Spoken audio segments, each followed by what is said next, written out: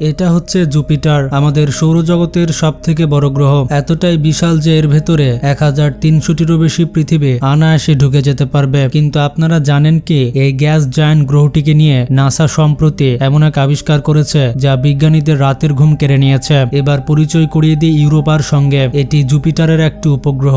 ওপর থেকে দেখলে একেবারে বরফে জমে থাকা একটি আইস বলের মতো মনে হয়, কিন্তু নাসার বিজ্ঞানীরা বলছেন এই বরফের পুরো স্তরের নিচে লুকিয়ে আছে একটি বিশাল মহাসাগর। আর সব থেকে ইন্টারেস্টিং বিষয়টি হচ্ছে এই মহাসাগরে পানির পরিমাণ পৃথিবীর সব মহাসাগরের মোট পানির থেকেও দ্বিগুণ হতে পারে। প্রথমবার যখন এই তথ্য সামনে আসে তখন অবাক না হয়ে উপায় ছিল না। একটা ছোট চাঁদের ভেতরে এত পানি, কিন্তু এটাই তো বিজ্ঞানের সৌন্দর্য।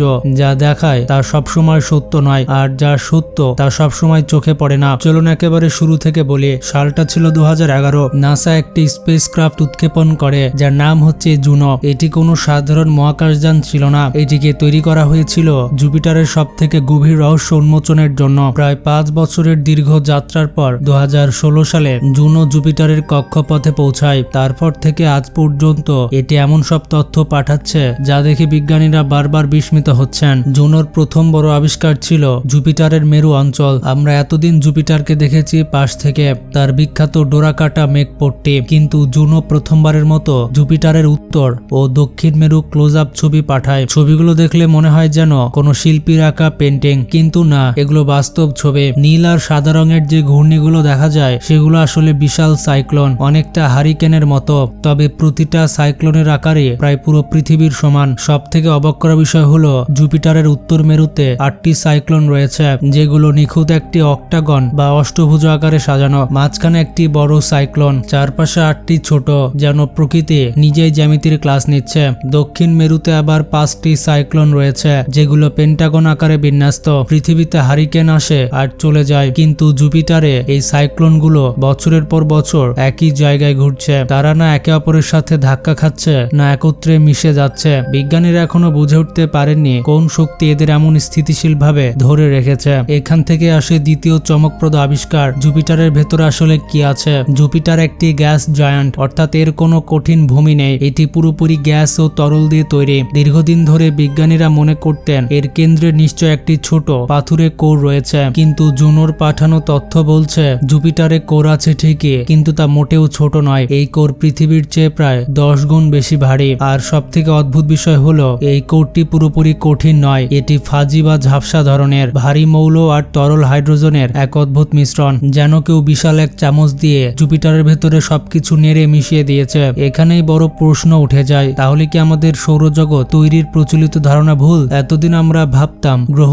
তৈরি হয় ধীরে ধীরে। আগে একটি ছোট পাথুরে কোর তৈরি হয়, তারপর তার চারপাশে গ্যাস জমতে থাকে। কিন্তু জুপিটারের এই অদ্ভুত কোর ইঙ্গিত দেয় হয়তো ঘটনা অন্যরকম ছিল। সম্ভবত জুপিটার তৈরির পর কোনো বিশাল প্রোটোপ্ল্যানেটের সঙ্গে ধাক্কা খেয়েছিল, আর সেই ভয়ঙ্কর সংঘর্ষে কোর ছিন্ন ভিন্ন হয়ে গিয়ে এমন ভাবে মিশে গেছে। অর্থাৎ কোটি কোটি বছর আগে আমাদের সৌরজগৎ ছিল এক বিশাল যুদ্ধক্ষেত্র। গ্রহগুলো একে অপরের সঙ্গে সংঘর্ষে লিপ্ত ছিল, বিশালাকার জায়ান্ট গ্রহ তৈরি হচ্ছিল। আর সেই সংঘর্ষ ও ধ্বংসের মাঝে ধীরে ধীরে বেড়ে উঠেছিল আজকের পরিচিত সৌরজগৎ। আর এই ধ্বংসযজ্ঞই হয়তো জীবনের সূচনার অন্যতম কারণ ছিল। কিন্তু কিভাবে? চলুন কথা বলি তৃতীয় বড় আবিষ্কারটি নিয়ে, জুপিটারের চাঁদগুলোতে পানি। বন্ধুরা, জুপিটারের চারপাশে 95টিরও বেশি উপগ্রহ বা চাঁদ রয়েছে, তবে এর মধ্যে 4টি চাঁদ বিশেষভাবে গুরুত্বপূর্ণ। এগুলো হচ্ছে আইও, ইউরোপা, গ্যানিমিড এবং ক্যালিস্টো। এদেরকে একসাথে বলা হয় গ্যালিলিয়ান মন্স, কারণ এগুলো প্রথম আবিষ্কার করেছিলেন গ্যালিলিও গ্যালিলেই। এই 4টির মধ্যে সব থেকে রহস্যময় এবং আগ্রহ জাগানো চাঁদটি হচ্ছে ইউরোপা। ইউরোপার সারফেস দেখলে মনে হয় যেন ফাটল ধরা বরফের চাদর, যেন কেউ বিশাল এক বরফের প্লেট ভেঙে দিয়েছে।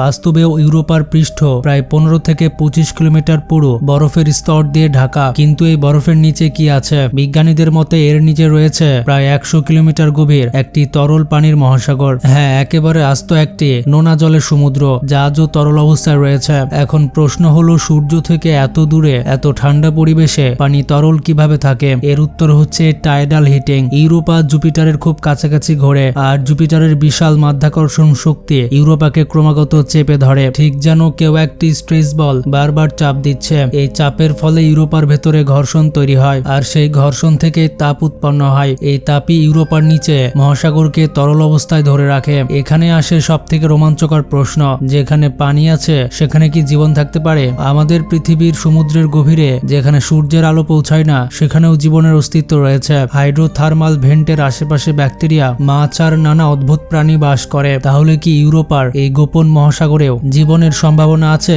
নাসার বিজ্ঞানীরা বলেন এটা একেবারেই সম্ভব। এই কারণেই নাসা একটি নতুন মিশনের পরিকল্পনা করছে, ইউরোপা ক্লিপার। এটি উৎক্ষেপণের পর ইউরোপার দিকে যাত্রা করবে এবং সেখানে পৌঁছে এর পৃষ্ঠ স্ক্যান করবে, বরফের নিচে সমুদ্রের গভীরতা পরিমাপ করবে এবং জীবনের সম্ভাব্য চিহ্ন খুঁজবে। ইউরোপা একা নয়, গ্যানিমিড এবং ক্যালিস্টোতেও বরফের নিচে মহাসাগরের ইঙ্গিত পাওয়া গিয়েছে। অর্থাৎ জুপিটারের চারপাশে যেন একটি সম্পূর্ণ ওয়াটার ওয়ার্ল্ড গড়ে উঠেছে। চতুর্থ বড় আবিষ্কারটি হচ্ছে গ্রেট রেড স্পট। জুপিটারের ছবিতে যে বিশাল লাল দাগটি দেখা যায় সেটি গ্রেট রেড স্পট। এটি একটি বিশাল ঝড়, একটি হারিকেন যা প্রায় 400 বছর ধরে সক্রিয়। এর আকার এত বড় যে এর ভেতরে 2 থেকে 3টি পৃথিবী অনায়াসে ঢুকে যেতে পারে। কিন্তু জুনো মিশন দেখিয়েছে এই ঝড়ের গভীরতা 300 কিলোমিটারের বেশি। অর্থাৎ এটি শুধু পৃষ্ঠে নয়, জুপিটারের ভেতরে গভীর পর্যন্ত বিস্তৃত। আরো অবাক করা বিষয় হলো এই ঝড় ধীরে ধীরে ছোট হয়ে যাচ্ছে। 1800 সালের দিকে এটি আরো বড় ছিল। কেন এটি সংকুচিত হচ্ছে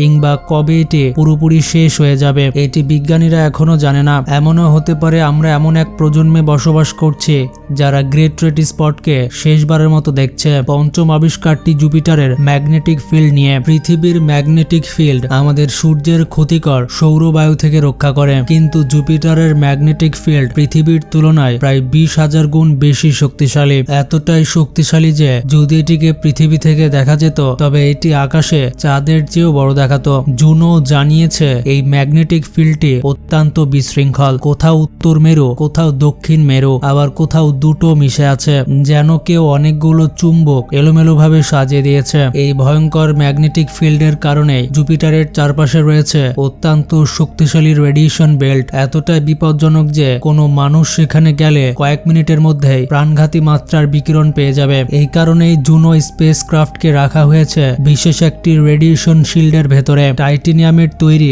একটি সুরক্ষিত ভল্ট যা এর সংবেদনশীল যন্ত্রপাতিকে রক্ষা করে। ষষ্ঠ এবং শেষ বড় আবিষ্কারটি হচ্ছে জুপিটারের রিং। আমরা সবাই জানি শনি গ্রহের রিং নিয়ে, কিন্তু অনেকেই জানে না জুপিটারেরও রিং আছে। যদিও সেগুলো শনির মতো উজ্জ্বল বা চোখে পড়ার মতো নয়, তবু এগুলো প্রমাণ করে যে জুপিটার কেবল একটি বিশাল গ্যাস জায়ান্টই নয়, বরং রহস্যে ভরা এক অসাধারণ গ্রহ। তবে রিংগুলো খুবই পাতলা। এগুলো 1979 সালে ভয়েজার 1 আবিষ্কার করেছিল, কিন্তু জুনো এই রিংগুলোকে বিস্তারিতভাবে স্টাডি করেছে। এই রিংগুলো তৈরি হয়েছে ছোট ছোট ধূলিকণার মাধ্যমে যা বৃহস্পতির ছোট উপগ্রহ থেকে আসে। যখন মাইক্রো মিটিওরাইট এইসব উপগ্রহে আঘাত হানে তখন ধুলো উড়ে যায় এবং সেগুলো রিং তৈরি করে। এখন বন্ধুরা, এতক্ষণে আমরা বৈজ্ঞানিক আবিষ্কার নিয়ে কথা বললাম, কিন্তু আসল প্রশ্নটি হচ্ছে এই সবকিছু আমাদের জন্য কেন গুরুত্বপূর্ণ? প্রথমত, বৃহস্পতি আমাদের রক্ষাকর্তা। বৃহস্পতি এতটাই বিশাল যে তার গ্র্যাভিটি একটি ঢালের মতো কাজ করে। যখনই কোনো গ্রহাণু বা ধূমকেতু পৃথিবীর দিকে আসে বেশিরভাগ সময় বৃহস্পতি সেটাকে নিজের দিকে টেনে নেয় অথবা তার কক্ষপথ পরিবর্তন করে দেয়। 1994 সালে সুমেকার লেভি 9 নামের একটি ধূমকেতু বৃহস্পতির সঙ্গে সংঘর্ষ করেছিল। সেই আঘাত এতটাই বড় ছিল যে পৃথিবী থেকেও দেখা গিয়েছিল। যদি এই ধূমকেতু পৃথিবীতে আঘাত করত তাহলে হয়তো আবার ডাইনোসরের মতো ধ্বংস নেমে আসতো। সেই অর্থে বৃহস্পতি আমাদের বডিগার্ড। দ্বিতীয়ত, বৃহস্পতি আমাদের বোঝায় যে অন্য সৌরজগৎগুলো কিভাবে কাজ করে। এখনো পর্যন্ত আমরা হাজার হাজার এক্সো প্ল্যানেট আবিষ্কার করেছি, আর এর মধ্যে অনেক হট জুপিটার রয়েছে, অর্থাৎ বৃহস্পতির মতো বড় গ্রহ যেগুলো তাদের নক্ষত্রের খুব কাছাকাছি থাকে। বৃহস্পতিকে স্টাডি করে আমরা বুঝতে পেরেছি এই ধরনের গ্যাস জায়ান্টগুলো কিভাবে তৈরি হয় এবং কিভাবে কাজ করে। তৃতীয়ত, জীবনের অনুসন্ধান। ইউরোপা, গ্যানিমিড আর ক্যালিস্টো এগুলো এমন জায়গা যেখানে আমরা এলিয়েন জীবনের সন্ধান পেতে পারি, হয়তো মাইক্রোবিয়াল স্তরে, হয়তো আরো বড় কিছু। আর যদি সেখানে জীবন পাওয়া যায় তাহলে এটা প্রমাণ করবে যে জীবন শুধু পৃথিবীতেই সীমাবদ্ধ নয়, এটা সারা মহাবিশ্বে থাকতে পারে। চতুর্থত, বৈজ্ঞানিক কৌতূহল। আমরা মানুষ, আমাদের ভেতরে জানার, অনুসন্ধান করার তীব্র ইচ্ছা আছে। আমরা চাঁদে গিয়েছি, মঙ্গলে গিয়েছি, আর এখন বৃহস্পতিকে বুঝতে চেষ্টা করছি। এটা শুধু বিজ্ঞান নয়, এটাই আমাদের পরিচয়। আমরা অনুসন্ধানকারী। তো বিজ্ঞান শুধু বইয়ের পাতায় সীমাবদ্ধ নয়, এটা আমাদের চারপাশে আছে, আমাদের মাথার উপরে, আকাশে আছে। দরকার শুধু একটি কৌতূহলী মন আর প্রশ্ন করার সাহস। আজকে পর্যন্তই। ভালো থাকবেন, টেক কেয়ার।